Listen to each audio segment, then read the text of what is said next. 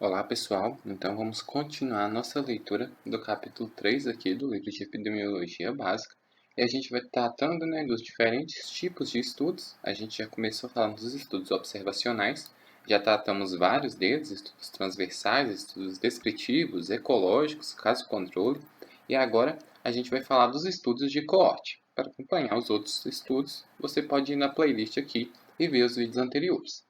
Os estudos de coortes, também chamados longitudinais ou de incidência, iniciam com um grupo de pessoas livres da doença. São classificados em subgrupos de acordo com a exposição a uma causa potencial da doença ou desfecho sob investigação, figura 3.6. Então aqui a gente já tem um fator que diferencia bem dos estudos caso-controle. Por quê? Porque o estudo caso-controle ele parte a partir de uma doença e volta no passado dessa pessoa para ver o que essa pessoa foi exposta que pode ter levado ao desenvolvimento dessa doença. Aqui nos estudos de coorte é o contrário. Ele parte a partir de uma exposição a um determinado fator e vai ver se essa exposição pode ter causado, vai causar no futuro determinada doença. Então a gente tem aqui o tempo e a direção do estudo. Então o estudo começa, e de acordo com o tempo e sua direção é indo para o futuro. Então a gente tem uma população, essa população é formada por pessoas sem a doença e essas pessoas sem a doença, ao longo do tempo, elas vão ser expostas a um determinado fator que está sendo estudado. Essas pessoas, divididas nesses grupos, como expostos e não expostos, vai ser analisado pessoas que desenvolveram determinadas doenças e foram expostas a esse agente, e aí que está em estudo, pessoas que também foram expostas a esse agente e não desenvolveram doença. E no outro grupo vai ser pessoas que não foram expostas a esse agente e mesmo assim tiveram a doença, e pessoas que não foram expostas e não tiveram a doença.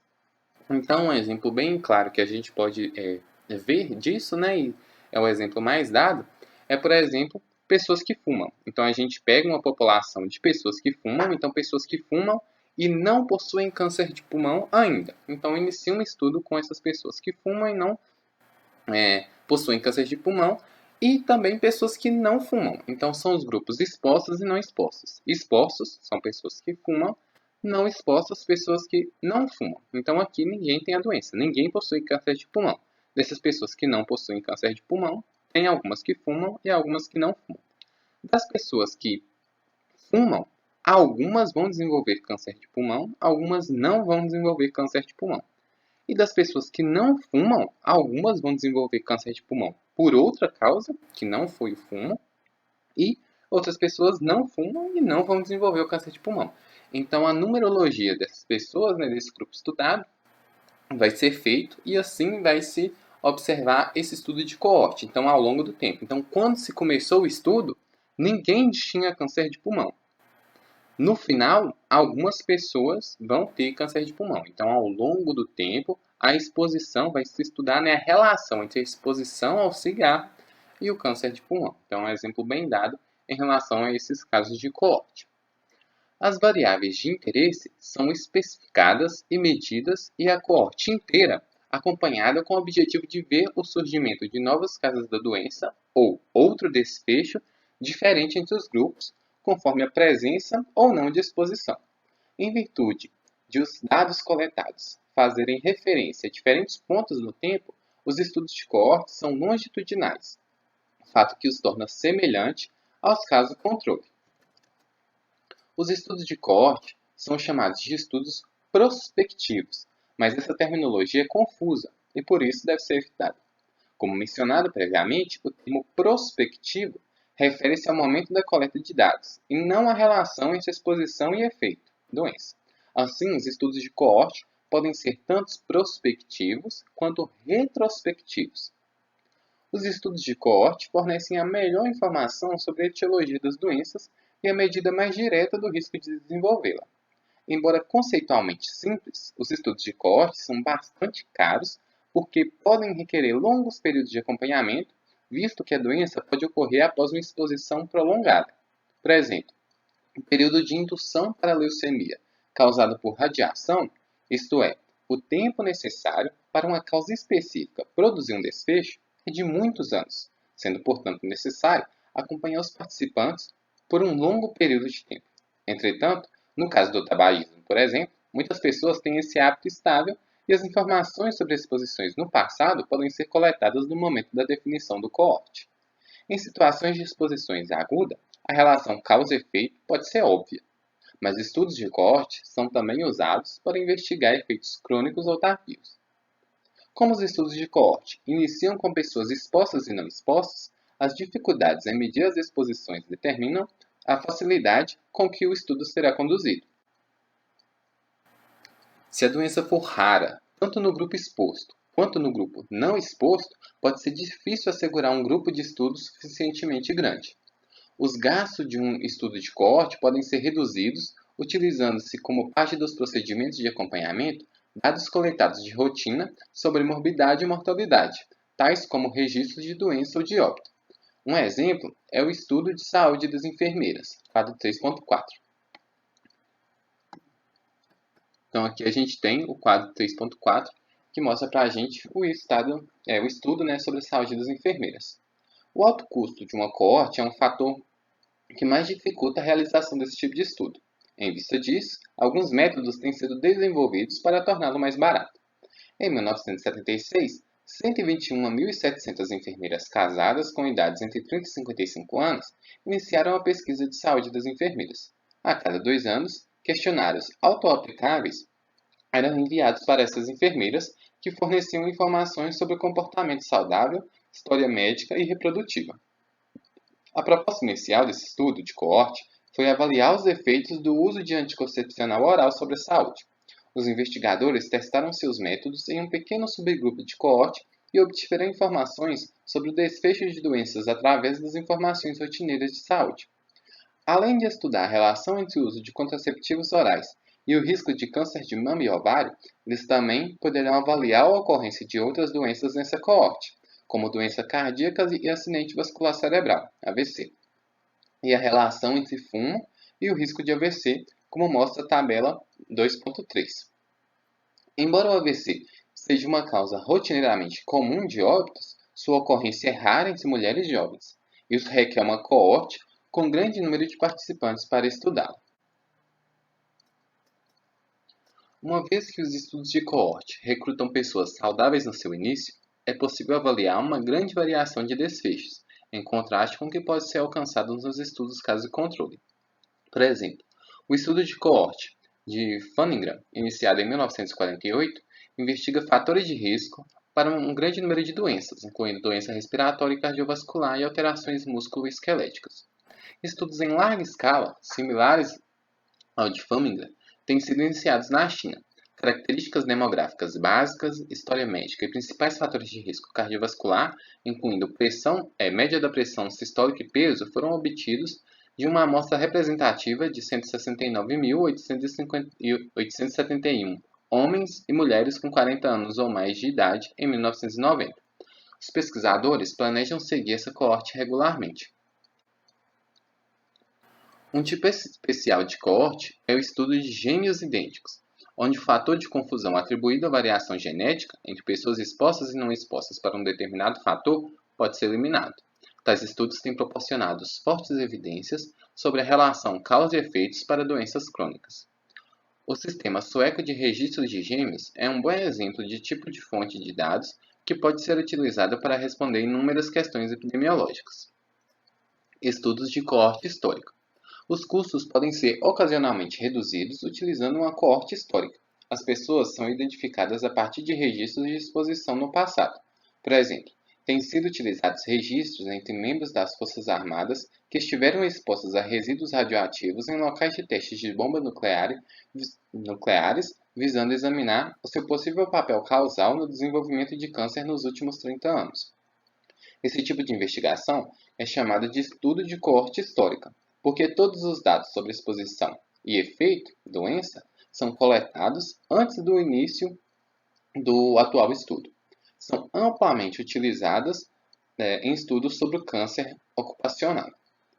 Estudos de casos e controles alinhados a uma coorte. Esse tipo de delineamento reduz o custo dos estudos de coorte.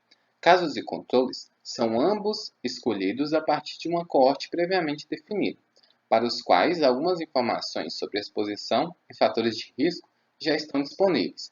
Figura 3.7. Informações adicionais detalhadas sobre novos casos e controles selecionados para estudo são coletadas e analisadas. Esse delineamento é particularmente útil quando a medida de exposição é cara. Um exemplo dos casos e controles alinhados a um coorte é mostrado no quadro 3.5. Então aqui a gente tem um quadro 3.5, estudo de caso controle alinhado de câncer gástrico. Para determinar se a infecção pelo Helicobacter pylori estava associada a câncer gástrico, investigadores utilizaram uma coorte de 128.992 pessoas que tinham sido estabelecidas em meados da década de 1960. Em 1991, 186 pessoas da coorte original haviam desenvolvido câncer gástrico. Os investigadores realizaram, então, um estudo de caso e controles alinhado, selecionaram as 186 pessoas com câncer gástrico como caso e outras 186 pessoas sem câncer e na mesma coorte, como controles. O status de infecção pelo H. pylori foi determinado retrospectivamente a partir de amostras séricas que tinham sido armazenadas desde a década de 1960. 84% das pessoas com câncer gástrico e somente 61% do grupo controle haviam sido previamente infectadas pelo H. pylori, sugerindo uma associação positiva entre infecção por H. pylori e risco de câncer gástrico. Então a gente tem aqui também, conforme falado, a figura 3.7. Então aqui na figura 3.7 a gente tem o delineamento de um estudo caso-controle. Então a gente observa a população, pessoas sem a doença, e a gente vê também a doença, e a partir da doença a gente extrai o grupo de casos. E também a gente tem o grupo sem a doença. Desse grupo sem doença a gente extrai uma amostra e essa amostra vai ser o nosso controle. E o tempo vai ser o acompanhamento ao longo dos anos com esse estudo, né, de alinhamento do caso e controle junto com o coorte. Aqui a gente tem o sumário dos estudos epidemiológicos. A tabela 3.3 resume as aplicações dos diferentes tipos de estudos observacionais e a tabela 3.4 mostra as vantagens e desvantagens dos principais tipos de estudos observacionais. Então a gente tem a tabela 3.3 aqui com aplicações de diferentes tipos de um delineamento observacional. O objetivo da pesquisa. Então a gente tem, de acordo com o objetivo da pesquisa que vai ser realizada, qual estudo que pode ser o mais indicado para aquele determinado objetivo. Então, se o objetivo for pesquisar uma doença rara, estudos ecológicos e estudos caso-controle são os mais adequados, de maneira geral. Se for pesquisar uma causa rara, então o mais indicado aqui vai ser o coorte e talvez um pouco o ecológico. Se for teste de múltiplos efeitos de causa, o mais indicado vai ser o coorte, mas também pode-se utilizar o transversal e talvez o ecológico. Estudos de múltiplos efeitos e determinantes, o mais indicado é o caso e controle, mas talvez o coorte também ajude, junto com o transversal e o ecológico. Se for a mensuração da relação temporal, a gente tem que o coorte pode ser útil, o ecológico também pode ajudar, e o caso e controle se ele for prospectivo. Para a mensuração direta da incidência, a gente tem uma indicação mais forte aqui para o coorte e também pode ter uma indicação para o caso controle baseado na população. Se for uma pesquisa de períodos prolongados de latência, o mais indicado vai ser casos e controles. Então aqui, isso não é uma regra, né? Pode se utilizar, a gente analisa cada caso e vê qual é o mais adequado, mas de maneira geral, de acordo com esses objetivos, esses que tiveram mais cruzinhas são os mais adequados para atingir a esse objetivo. Nessa tabela, a gente tem as vantagens e desvantagens dos diferentes tipos de estudos observacionais. Então aqui a gente tem o objetivo dado e os tipos de estudos observacionais, né?